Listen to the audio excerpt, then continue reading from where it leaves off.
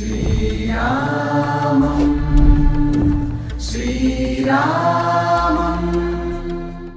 रामनाममे अमृतं रामचन्द्रुडि शाश्वतं रामनाममे अमृतं रामचन्द्रुडि शाश्वतं रामनाममे अमृतं रामचन्द्रुडि शाश्वतं रामचिलक स्वर అయోధ్యలో దర్శించుకోవాల్సినటువంటి ప్రాముఖ్యత ఉన్నటువంటి నగరాల గురించి మనం చూస్తున్నాము, తెలుసుకుంటున్నాము. అందులో భాగంగా ప్రస్తుతం మనమున్నాము నాగేశ్వర్నాథ్ మందిరంలో. నాగేశ్వర్నాథ్ మందిరం అంటే ఇక్కడ నాగులకి అధిపతి అయినటువంటి ఈశ్వరుడి మందిరం. ఈ మందిరాన్ని కట్టింది రాముడి కుమారుడైనటువంటి కుశుడు. దీనికి సంబంధించి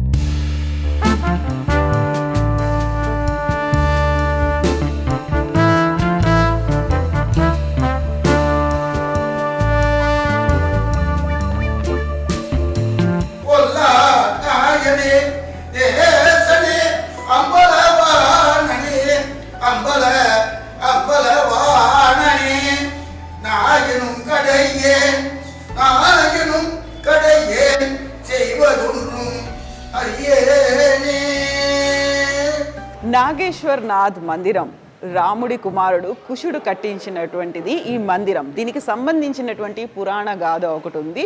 కుశుడు సమీపంలో ఉన్నటువంటి సరయూ నదిలో స్నానం చేస్తున్నప్పుడు తను పెట్టుకున్నటువంటి చేతి కంకణం ఒకటి నీటిలో కలిసిపోయింది. అది మిస్ అయిపోయింది. ఎంత వెతికినప్పటికీ అది దొరకలేదు. అయినప్పుడు అక్కడి నుంచి వెళ్ళిపోయాడు కుశుడు. అయితే ఒక నాగకన్య దాన్ని వెతికి తీసుకొని వచ్చి కుశుడికి ఇచ్చింది. ఆ అభిమానంతో, కృతజ్ఞతతో కుశుడు ఇక్కడ నాగనాథ్ ఆలయాన్ని కట్టించినట్టుగా చెప్తూ ఉంటారు. ఆ అభిమానంతో, అదే కృతజ్ఞతతో కట్టించారు కాబట్టి, నాగకన్య కాబట్టి ఆ నాగు పాములకి అధిపతి అయినటువంటి ఈశ్వరుడి గుడిని కట్టించినట్టుగా చెప్తుంటారు. అయితే ఈ గుడికి సంబంధించినటువంటి ఇంకొక విశిష్టత కూడా ఉంది. అది విక్రమాదిత్యుడి కాలం వరకు కూడా చెక్కు చెదరకుండా ఉన్నటువంటి ఆలయం ఇది. ప్రధానంగా ఆ సమయంలో అయోధ్యలో కట్టినటువంటి వివిధ దేవాలయాలు అన్నీ కూడా డిఫరెంట్ రీజన్స్తో విధ్వంసం అయిపోయాయి, ఐదర్ అడవులతో కప్పివేయబడ్డాయి. అయితే ఈ మందిరం మాత్రమే అలాగే నిలబడింది. అన్ని ఆటుపోట్లని తట్టుకొని చెక్కు చెదరకుండా నిలబడ్డటువంటి దేవాలయం ఇది. ఇక ఆ తర్వాత 1750లో ఇక్కడ సఫ్దర్గంజ్ జమానాలో మంత్రిగా పనిచేస్తున్నటువంటి నవల్ రాయ్ దీన్ని మళ్ళీ దానికి సంబంధించినటువంటి రెనోవేషన్ వర్క్స్ చేశారని చెప్తుంటారు. ఓవరాల్గా దీనికి సంబంధించినటువంటి స్థల పురాణం ఏంటి మనం తెలుసుకుందాము.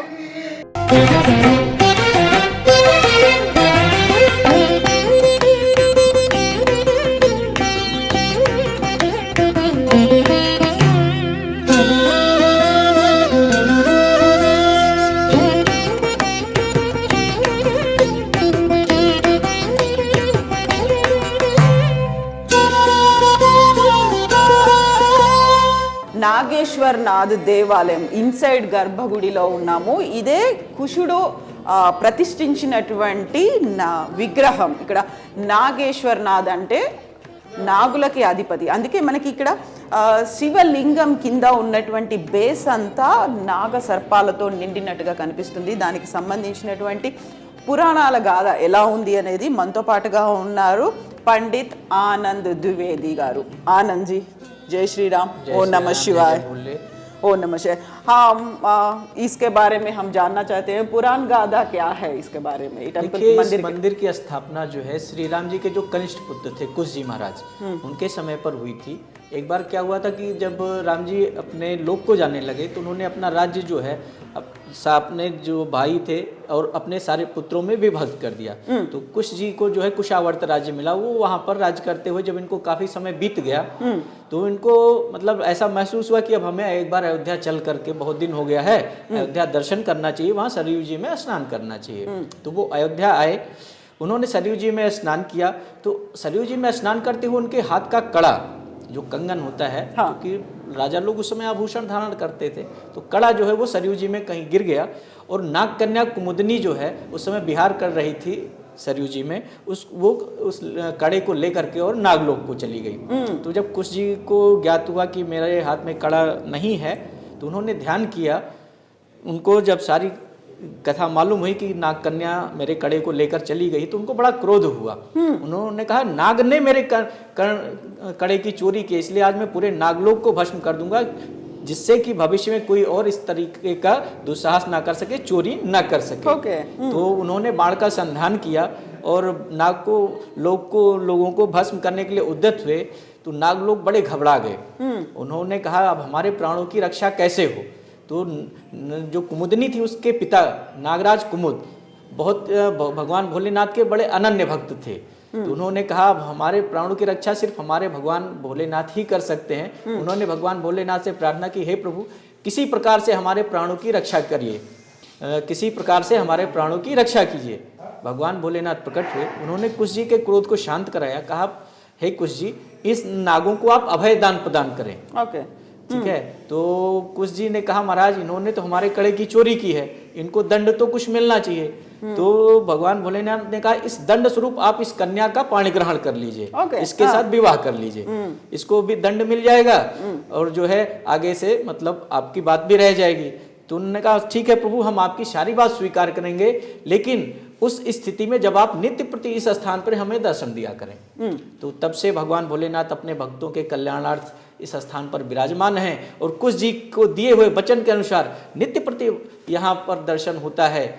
जो है नाग देखिए, चारों तरफ आप देखिए नागों के ऊपर वेष्टित हैं। तो नागों की रक्षा के लिए प्रकट हुए, इसलिए इनका नाम नागेश्वरनाथ। ఇప్పుడు మనం చెప్పుకున్నటువంటి స్టోరీకి ఇది ఇంకొక ఎక్స్టెన్షన్. అదేంటంటే తన కంకణం పోయింది, కుశుడి కంకణం పోయిన తర్వాత అది నాగకన్య కుముదినికి దొరికింది. ఆ కుముదిని ఆ కంకణాన్ని తీసుకొని నాగలోకానికి వెళ్ళింది. అయితే ఇదంతా ఇంటికి వెళ్ళిన తర్వాత, అంతఃపురానికి వెళ్ళిన తర్వాత కుశుడికి తెలిసింది తనకి చేతిలో ఉన్న కంకణం పోయిందని. ధ్యానంతో తెలుసుకుంటే కుముదిని దగ్గర ఉందని. అయితే అది తను కొట్టేసింది అనుకున్నారు, దొంగతనంగా తీసుకెళ్ళిపోయింది అనుకున్నారు. ఈ నేపథ్యంలోనే కుశుడు నాగలోకాన్ని అంతం చేద్దామనుకొని తన అస్త్రాన్ని ఎక్కుపెట్టాడు. అప్పుడు కుముదిని తండ్రి కుముద్ రియలైజ్ అవుతాడు విష్ణువుని, అలాగే శివుణ్ణి వేడుకుంటాడు. అప్పుడు శివుడు ప్రత్యక్షం అవుతాడు. శివుడు ప్రత్యక్షమై ఒకటి చెప్తాడు, ఇప్పుడు తను దొంగతనం చేయలేదు, అలా ఎత్తుకుపోలేదు, కాకపోతే జరిగింది ఇది అని చెప్పిన తర్వాత అప్పుడు ఏం చేయాలి, తన అస్త్రాన్ని మళ్ళీ ఎక్కుపెట్టారు కాబట్టి ఏం చేయాలి అనుకున్నప్పుడు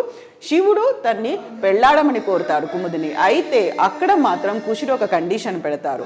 సో మీరు ఇక్కడ వచ్చినట్టయితే, ఇక్కడ మీరు ఉన్నట్టయితే, ఈ ప్రాంతంలో మీరు వెలిసినట్టయితే నేను కుముదిని పెళ్ళాడతానని చెప్తారు. ఆ నేపథ్యంలోనే శివుడు ఇక్కడ వెలిసారని, అందుకే నాగేశ్వరనాథ్ అనే ఒక పేరు వచ్చిందని. तो इस गाथा के साथ एक और हिस्टोरिक रिप्रेजेंटेशन भी है ना, राजा विक्रमादित्य के साथ और नवल राय जी के साथ भी है ना। जी जी। अब फिर कालांतर में जब अयोध्या फिर कितनी बार बसी और उजड़ी, तो एक बार क्या हुआ, राजा विक्रमादित्य जी विहार करते हुए सरयू तट पर विचरण कर रहे थे। उस समय अयोध्या बिल्कुल वीरान सी थी, यहाँ मतलब सब केवल सरयू जी का जल और जंगल ही हो गया था। तो वो विहार कर रहे थे सरयू जी पर, ऐसे आखेट करते हुए निकले। तो उन्होंने क्या देखा, एक घोड़े पर सवार एक व्यक्ति आ रहा है, बिल्कुल काले कलूटे स्वरूप में, बिल्कुल दैत्य स्वरूप, और वो आता है घोड़े से उतर करके जो है सरयू जी में स्नान करता है, और जब वहाँ से वापस आते हैं तो बिल्कुल देव स्वरूप हो जाते हैं। तो राजा विक्रमादित्य जी को बड़ा आश्चर्य हुआ। उन्होंने कहा प्रभु आप कौन हैं, और आप अभी जब आए थे आपका स्वरूप कुछ और था, इस समय आपका जो स्वरूप है कुछ और है। तो उन्होंने कहा हे राजन, मैं तीर्थराज प्रयाग हूँ, भक्तों के द्वारा छोड़े हुए पाप के प्रभाव से, क्योंकि भक्त बाहर से आते हैं, अपना जो भी पाप किए रहते हैं वो हमारे यहाँ आकर के हम स्नान करते हैं, उतर जाता है, उसके प्रभाव से मैं काला हो जाता हूँ। तो आज रामनवमी का दिन है, आज रामनवमी के दिन जो भी भक्त आकर के अयोध्या, ये अयोध्या है, यहाँ पर जो भी भक्त आज रामनवमी के दिन आकर के सरयू मैया में स्नान करते हैं, उनके सारे पाप जो है हट जाते हैं और वो पुनः अपने निर्मल गति को प्राप्त करते हैं। तो ये रेनोवेशन पुनर्निर्माण नवल राय जी किए हैं। फिर जो है विक्रमादित्य ने जी पूछा महाराज जी, अयोध्या आप कह रहे हैं कि ये अयोध्या स्थान है, यहाँ तो कुछ नहीं है, तो निर्जन है।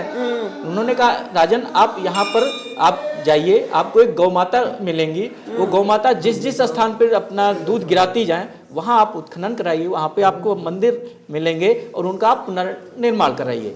तो जो है उसी समय से जो उन्होंने फिर मंदिरों का पुनर्निर्माण कराया। आप ये देखिए मंदिर के चारों तरफ देख सकते हैं जैसे खंभे बने हुए हैं, 32 पुतलियां लगी हुई हैं। ये एक ही शिलापट पे बना हुआ गर्भगृह है भगवान का, ये सब कुछ जी शिला के? एक ही शिलाखंड पर बना हुआ है, कहीं पे कोई ज्वाइंट नहीं है, ओके। अलग से कोई पत्थर नहीं लगाया गया है। मूर्तियां भी उसी पत्थर में तराशी गई हैं, ये खंभे भी उसी पत्थर से तराशे गए हैं। इस प्रकार के उनके समय का, विक्रमादित्य जी के समय का अब केवल 2 मंदिर है, एक यहाँ पर है और एक श्री हनुमानगढ़ी जी पर है। वहाँ भी आप जाके देखिएगा, वहाँ का गर्भगृह भी बिल्कुल ऐसा ही है।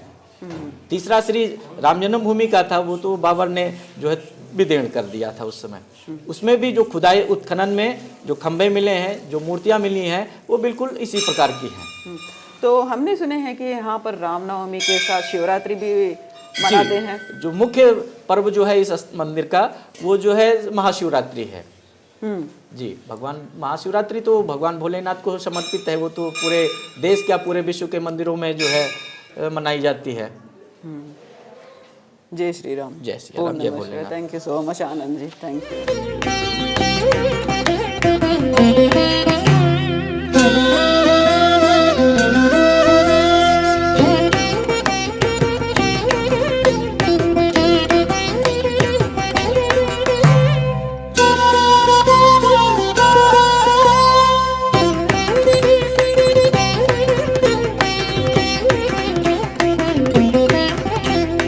నాగేశ్వరనాథ్ దేవాలయానికి సంబంధించినటువంటి చరిత్ర. రాజా విక్రమాదిత్య కట్టించినటువంటి 3 దేవాలయాల్లో అయోధ్యలో ఉన్నటువంటి రామ మందిరం, ఆ తర్వాత ప్రస్తుతం మనం ఉన్నటువంటి నాగేశ్వరనాథ్ దేవాలయం, లక్ష్మణ్ గారి. అయితే ఆ తర్వాత దండయాత్రలు కావచ్చు, వివిధ కారణాల వల్ల అక్కడ రామ మందిర నిర్మాణం అనేది, అంటే రామ మందిరాన్ని అక్కడ కూల్చేశారు. చివరికి గట్టిగా నిలిచినవి నాగేశ్వరనాథ్ దేవాలయం, లక్ష్మణ్ గారి. సో ఆ తర్వాత దీన్ని రినోవేషన్ అనేది నవల్ రాయ్ చేశారు 1750లో. ఇప్పుడు మనం చూస్తున్నటువంటి ఈ నిర్మాణం అంతా, ఇంక్లూడింగ్ లోపల ఉన్నటువంటి స్ట్రక్చరు, కన్స్ట్రక్షన్, ఇవన్నీ కూడా ఒక ఏకశిలతోనే జరిగినట్టుగా చెప్తున్నారు పండిత్ ఆనంద్ జీ. ఇక్కడ ఓవరాల్గా మనం చూస్తున్నటువంటి బ్యాక్ సైడ్ నిర్మాణం అంతా కూడా ఏకశిలతోనే జరిగినట్టుగా చెప్తున్నారు. ఒకే ఒక కొండని తొలిచి కట్టినటువంటి నిర్మాణంగా. అయోధ్యకి వచ్చినటువంటి భక్తులు ఎవరైనా దర్శనం చేసుకోవాలి అనుకుంటే నాగేశ్వరనాథ్ దేవాలయం అయోధ్యకి రామ మందిరానికి అతి సమీపంలోనే ఉంది. సరయూ నది ఒడ్డున ఉంది. ఇక్కడ ఘాట్లు కూడా ఉన్నాయి. నది స్నానం చేసి దర్శనం కూడా చేసుకునే అవకాశం ఉంటుంది.